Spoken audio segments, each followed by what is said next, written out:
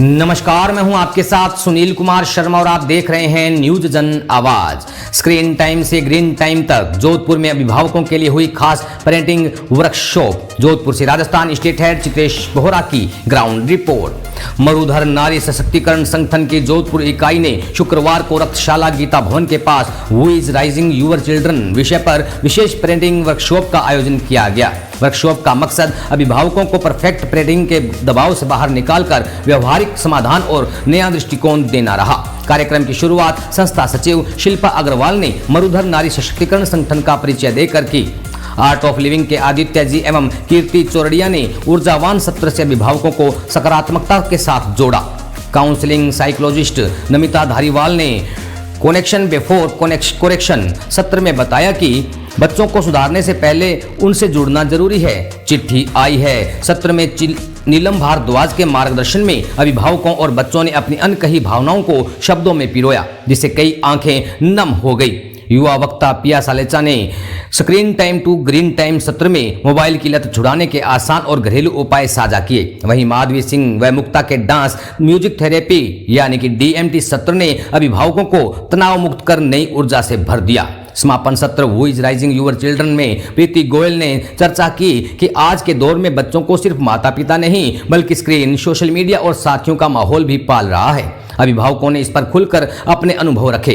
कार्यक्रम का संचालन स्नेहा मेहता ने किया। अंत में रेखा मोगे ने धन्यवाद ज्ञापित किया और अंबिका द्वारा कल्याण मंत्र के साथ वर्कशॉप का समापन हुआ। प्रदेश सचिव पुष्पा जांगीड़ ने बताया कि अभिभावकों की मांग और उत्साह को देखते हुए मनसा आने वाले समय में ऐसे और प्रभावी सत्र आयोजित करता रहेगा। राजस्थान स्टेट हेड चित्रेश बोहरा की रिपोर्ट के साथ देखते रहिए न्यूज जन आवाज।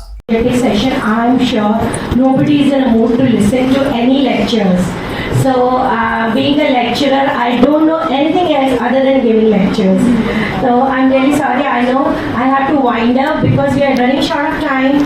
And the basic idea behind having this workshop was that as parents we have to realize हमको एक thought provoking introspection करना था। ना वो किसी को जाकर नहीं बोलना है, अपने अंदर झांक के देखना है कि हमारी पेरेंटिंग कहाँ गई, क्या गई, सही है कि नहीं। तो मैं डिस्क्लेमर दे दूँ पहले, जैसे स्नेहा ने बताया था कि हमारे पास कोई रेडीमेड सॉल्यूशंस नहीं है।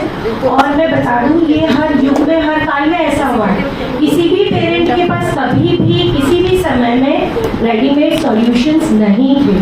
तो पेरेंटिंग छोटी सी स्टोरी बताती हूँ।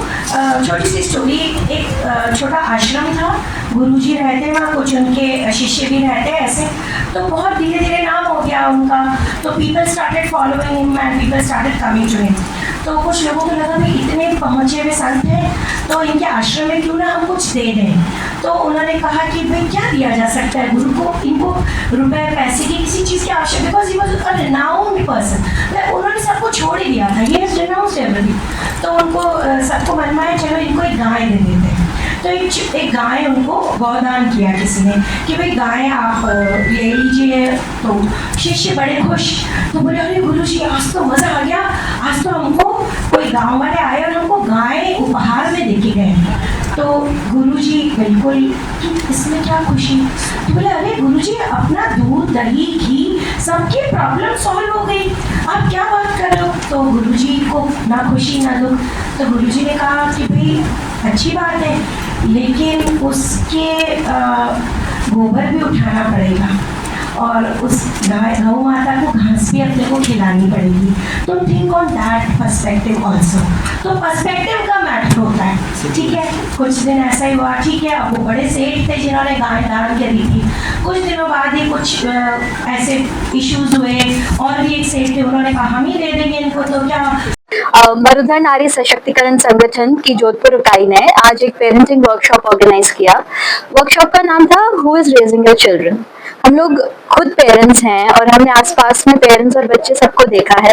तो एक प्रॉब्लम सबके दिमाग में आती है कि क्या हम सही पेरेंटिंग कर रहे हैं या नहीं, क्या हम जो कल्चर और वैल्यूज जिनको लेकर बड़े हुए थे क्या हम अपने बच्चों में वो जनरेट कर पा रहे हैं या नहीं कर पा रहे हैं। कभी ऐसा लगता है कि मेरा बच्चा मुझसे थोड़ा सा कट गया है, जुड़ा जुड़ा सा महसूस नहीं कर रहा है। कभी लगता है कि बच्चा इतना बदतमीज कैसे हो गया। कभी लगता है कि ये भाषा तो मैंने इसे नहीं सिखाई थी, ये कहाँ से सीख कर आ गया, ये सब कहाँ से सीख रहा है? तो मेरे बच्चे को मैं बड़ा कर रहा हूँ या मोबाइल की स्क्रीन और वो एल्गोरिदम्स और उसके फ्रेंड्स बड़ा कर रहे हैं?